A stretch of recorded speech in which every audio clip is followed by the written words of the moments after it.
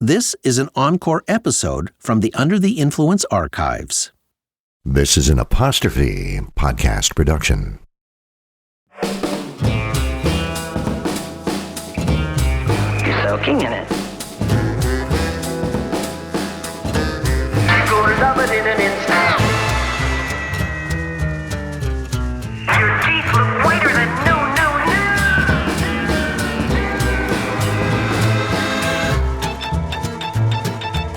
You're not you when you're hungry. You're in good hands with Austin.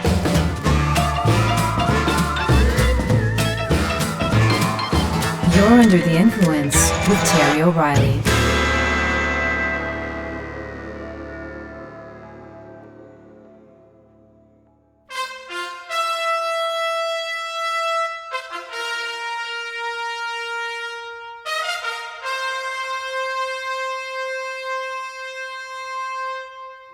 At the 1948 Olympics in London, England, John Copley stood at the winner's podium.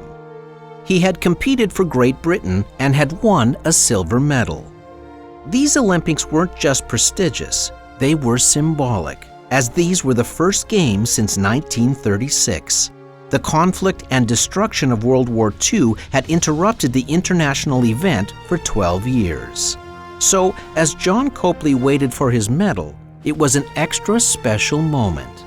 Not only was he winning a medal in his home country, John Copley was also 73 years old, making him the oldest Olympic medalist in history at that time. He won his medal competing in the mixed paintings, engravings, and etchings category. Yes, John Copley had won a silver medal for a piece of art he created titled Polo Players.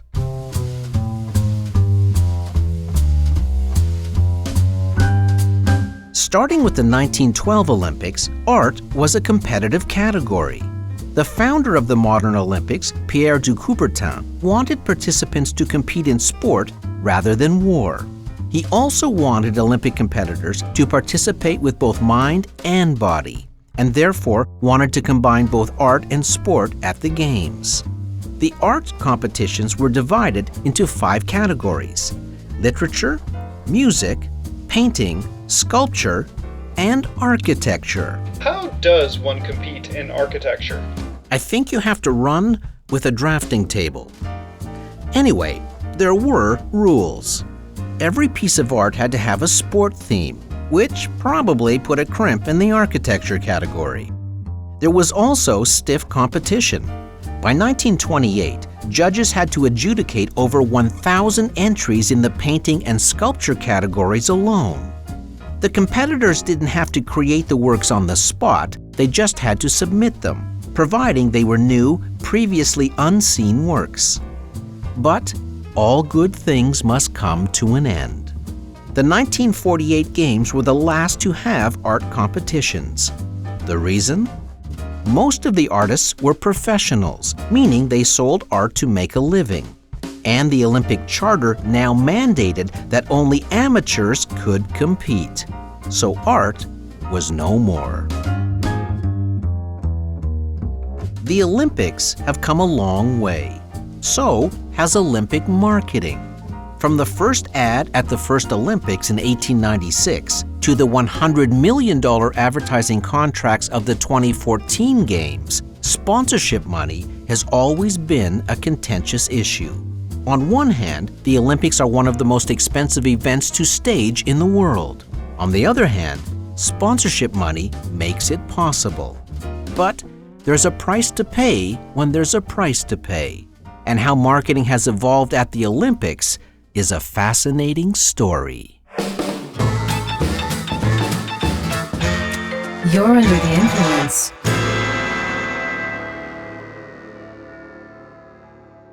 The modern Olympics, as we know it, began in 1896. The aforementioned Pierre de Coubertin had a plan to unite the world and founded the IOC, which stood for the International Olympic Committee. Inspired by the ancient Olympic Games in Greece 1,500 years before, de Coubertin and the IOC decided to hold the first modern Games in Athens.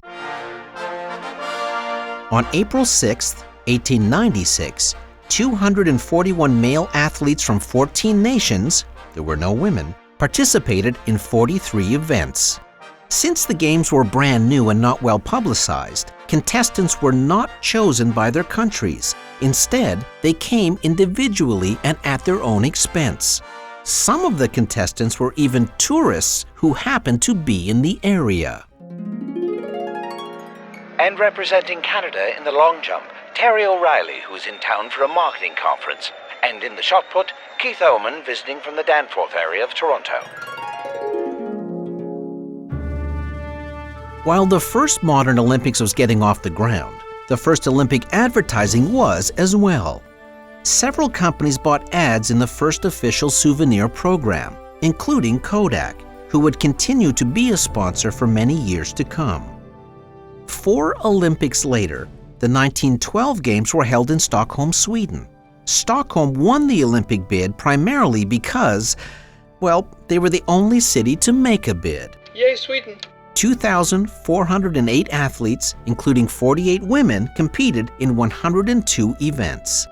At the Stockholm Olympics, 10 different companies paid for the right to advertise at the Games. An art company, for example, paid $3,600 for the right to use photographs of the competitions for commercial purposes. Another company paid to install their weight scales for the recreational use of the spectators. This early sponsorship money contributed to almost 5% of the total revenue at the Games.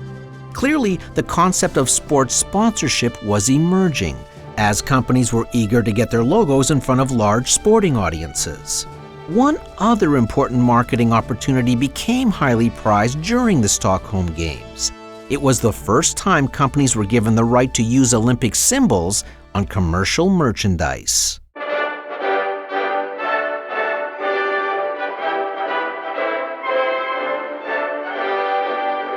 The 1924 Summer Olympics were held in Paris. They were the first to be broadcast live on a newfangled medium called radio.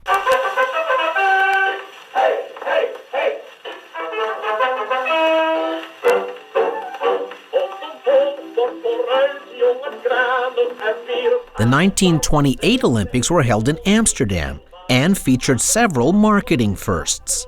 Balance sheets from these games indicate revenue from advertisements on access routes and kiosks close to the stadium. It was also the year Coke came on board as a sponsor. This would mark the beginning of the longest continuous relationship between an advertiser and the Olympic Games in history, a relationship that is contracted to the year 2020.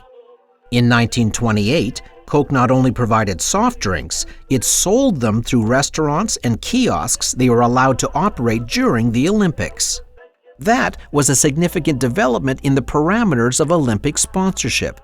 Advertisers were now allowed to make money on the Olympic grounds. In the name of the President of the United States, I proclaim open the Olympic Games of Los Angeles, celebrating the 10th Olympiad of the modern era. The effect of growing U.S. sponsorship revenues is evident during the 1932 Olympics in Los Angeles. A local company called the Helms Bakery paid for the right to produce an Olympic-themed product called Helms Olympic Bread. The success of this product convinced the IOC to investigate further commercial possibilities. These games were also the first to ever post a profit. But it was the next Olympics held in Berlin in 1936 that would see the introduction of a technology that would not only transform Olympic audiences, but also impact Olympic marketing revenue for all time.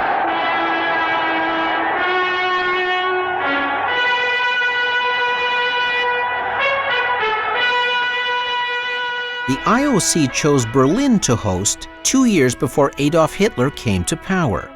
As a result, with the Nazis now in place, the 1936 Olympics became very controversial, with many Jewish athletes eventually boycotting.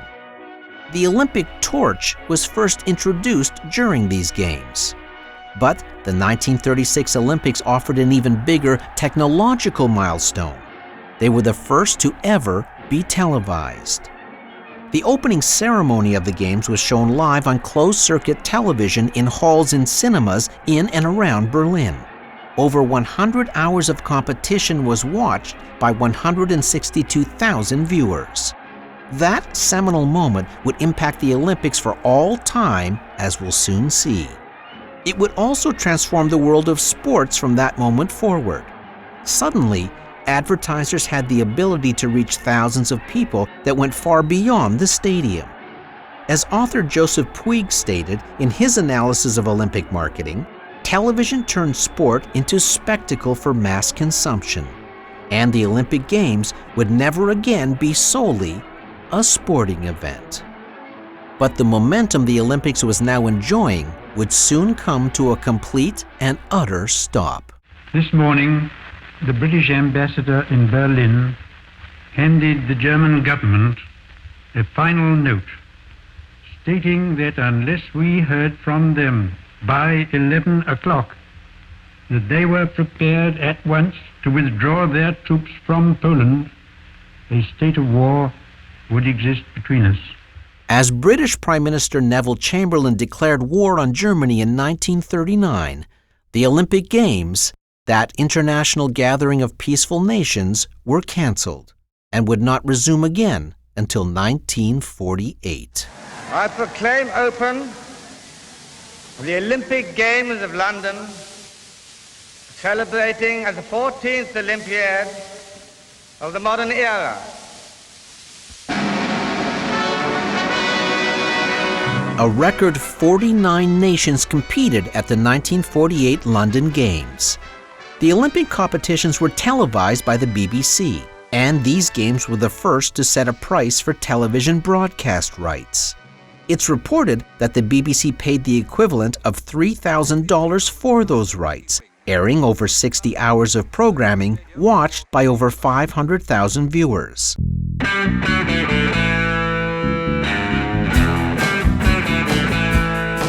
Throughout the 1950s, the Olympic Games picked up momentum and advertisers. At the 1952 Helsinki Games, 25 companies advertised. At the 1956 Melbourne Games, 112 companies sponsored the event.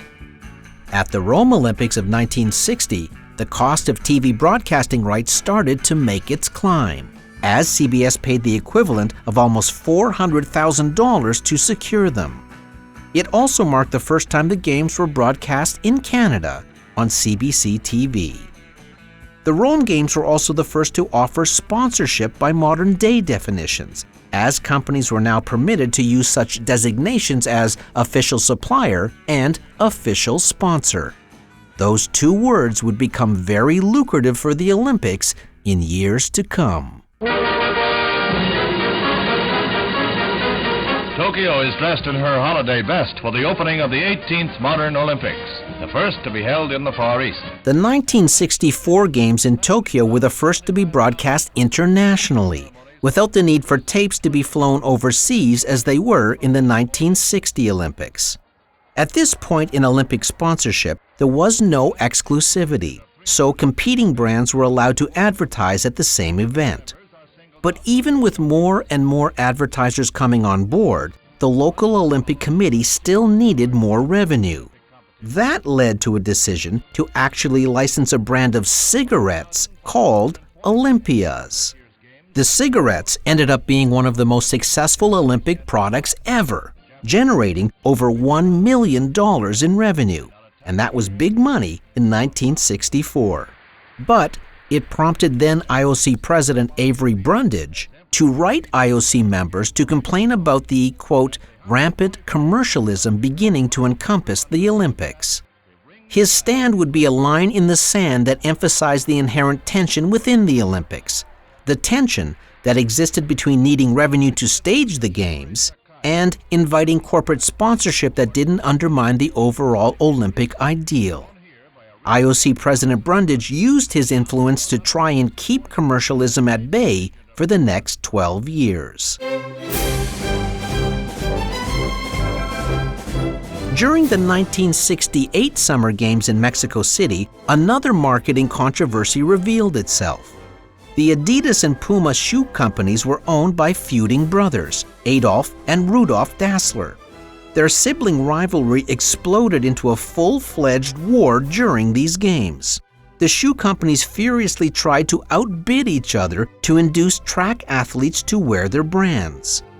As author Joseph Turini details in his book titled The End of Amateurism in American Track and Field, the competing footwear companies offered cold, hard cash to athletes to switch brands, usually in the form of thousands of dollars stuffed into their shoes. The shoe companies blatantly ignored Olympic amateur regulations and distributed over $100,000 in cash and over $350,000 in shoes and equipment. The bribes created a public scandal. Yet most athletes were unrepentant. They felt they were providing publicity for the shoe companies and should be rewarded. The Olympic Committee realized it would be impossible to police the situation, so they mandated that only all-white, non-branded shoes could be worn in competition. Athletes immediately protested, stating they wanted to wear the shoes they had trained in. Black athletes protested at having to wear all-white shoes. The shoe companies simply ignored the mandate, brand wars at the Olympics escalated, and sport apparel sponsorships would expand exponentially into the 1980s. I declare open the Olympic Games of 1976, celebrating the 21st Olympiad of the modern era.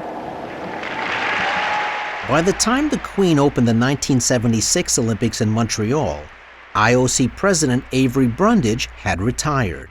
His stand against commercialism now a thing of the past, the Games looked to maximize television broadcast rights and explore lucrative advertising opportunities.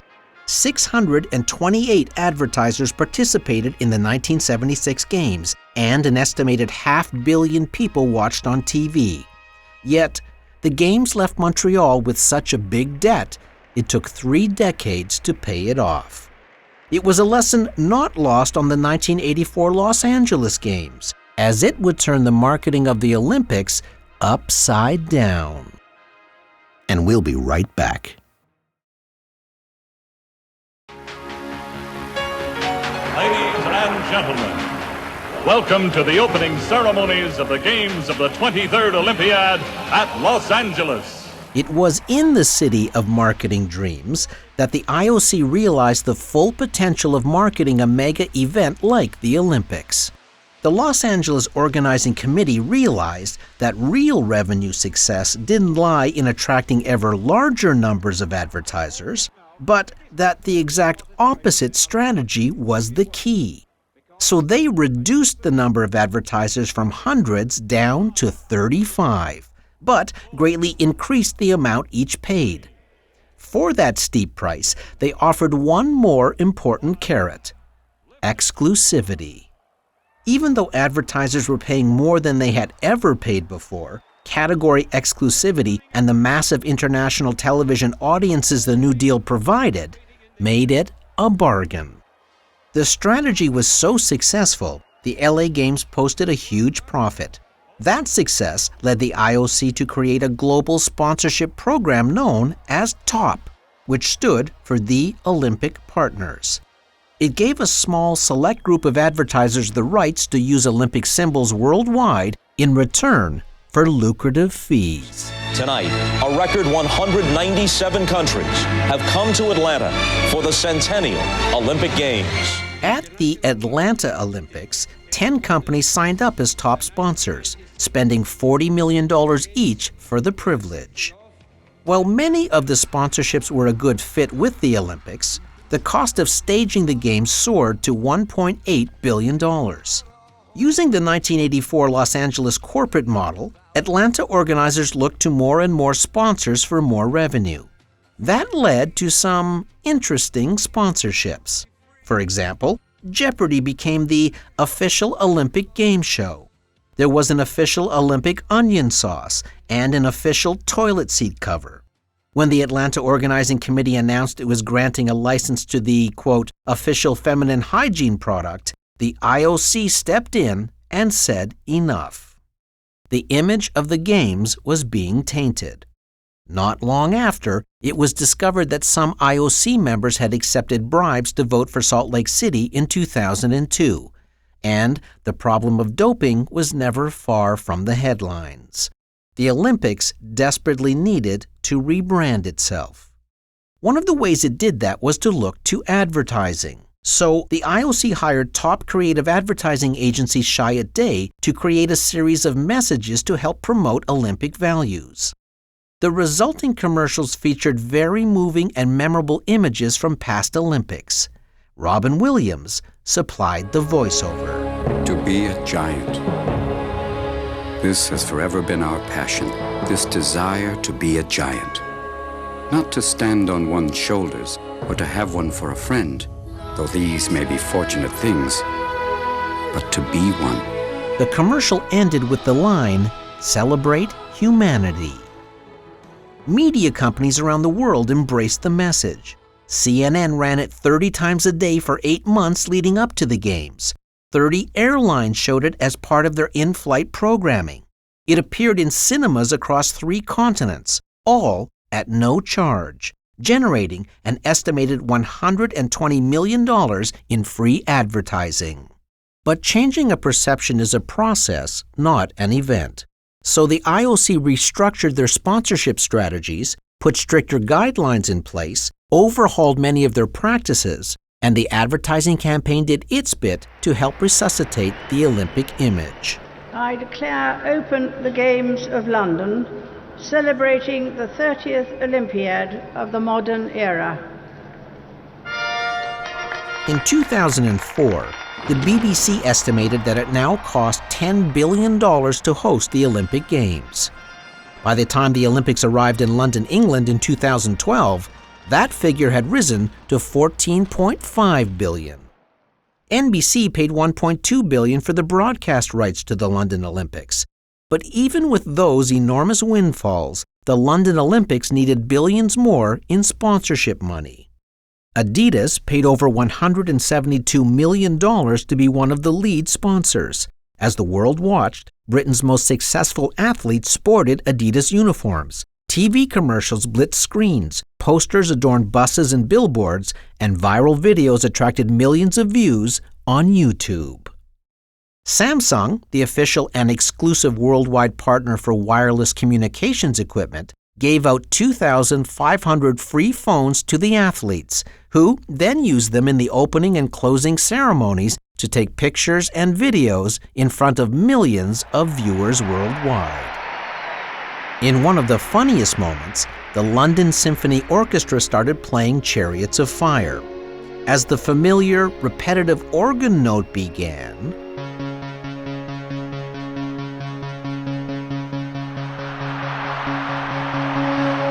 we see that it's comedian Rowan Atkinson, a la Mr. Bean, sitting in with the orchestra playing the note with one finger.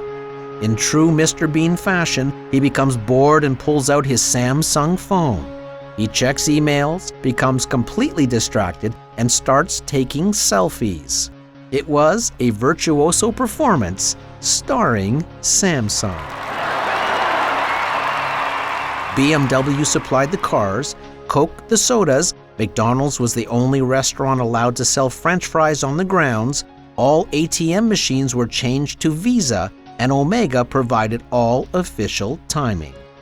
And even though the worldwide sponsorship partners paid over $100 million each to participate, with the next tiers paying $40 million each, all this sponsorship revenue still only covered 40% of the cost of staging the Olympic Games. While it is one of the great honors to host the world for the Olympics, it comes with a great price tag. And faster, higher, stronger has no option but to become pricier, steeper, costlier.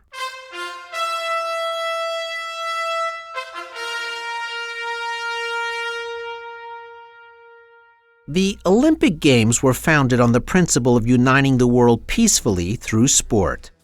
And one underlying and perhaps ironic aspect of that principle is tension. The tension as nations compete against nations, as athlete competes against athlete, and the tension as the need for sponsorship money competes against the Olympic ideal.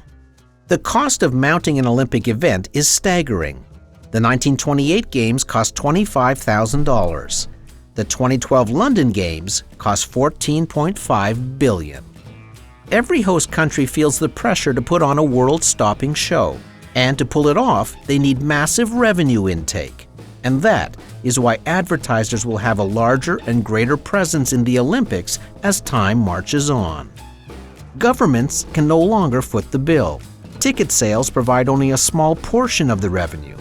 And even though Comcast just bid $4.4 billion for the broadcast rights to the next 4 Olympics, it's still not enough to pay the bill.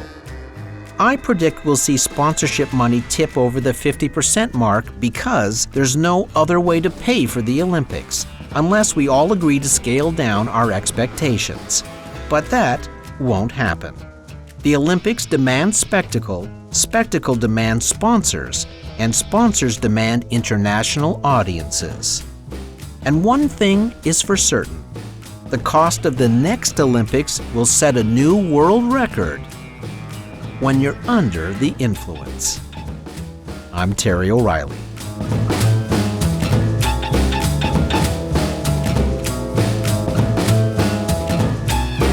Under the Influence was produced at Pirate Toronto. Sound engineer Keith Oman. Theme music by Ari Posner and Ian Lefevre. Series coordinator Debbie O'Reilly. Research Lama Balagi. If you're enjoying this episode, you might also like The Lean, Mean, Fat-Reducing Money Machine, How Marketing Affects Sports, Season 6, Episode 22, from 2017. You'll find it in our archives wherever you listen to your podcasts. See you next week.